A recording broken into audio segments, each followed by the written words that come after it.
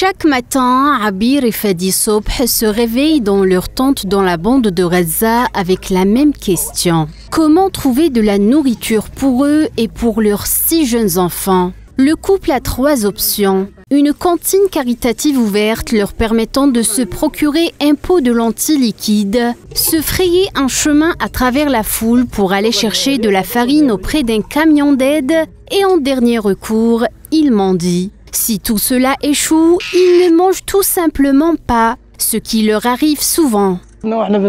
J'ai été blessé à Zekim. Je suis allé chercher un sac de farine et j'ai été blessé. Je suis revenu et j'ai envoyé ma femme chercher de l'aide. Si elle reçoit quelque chose, elle l'apporte, sinon elle revient les mains vides. Voilà notre situation. Même l'eau est difficile à obtenir et avec les combats, l'aide est tout aussi difficile. La situation aux cantines caritatives est difficile. On ne voit aucune cuisine ni rien. Parfois, on a faim toute la journée, les enfants se couchent le ventre vide et je les envoie chercher du nylon pour le feu ou le bois. Les luttes quotidiennes répétitives de la vie dans la bande de Gaza déchirée par le génocide sont épuisantes pour Abir. Fadi étant blessé à la jambe le mois dernier, c'est sa femme et ses 3 aînés qui ont pris le relais pour se procurer de la nourriture et de l'eau.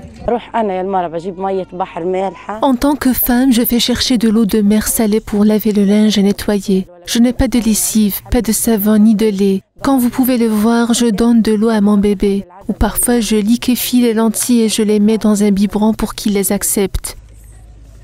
La situation est critique. Mes enfants dorment sans nourriture. Il m'arrive de mendier auprès de mes voisins et parfois je demande à mon fils de le faire. Je ne sais pas quoi faire lorsque mes enfants continuent à me réclamer de la nourriture. Je vais donc m'asseoir à la plage pour méditer. Ce sont des enfants et ils ont besoin de se nourrir. Ils veulent la même chose que moi. Je suis incapable de subvenir à leurs besoins. Je pense que si la guerre continue, je me suiciderai. Je n'ai pas la force de continuer à vivre cette situation.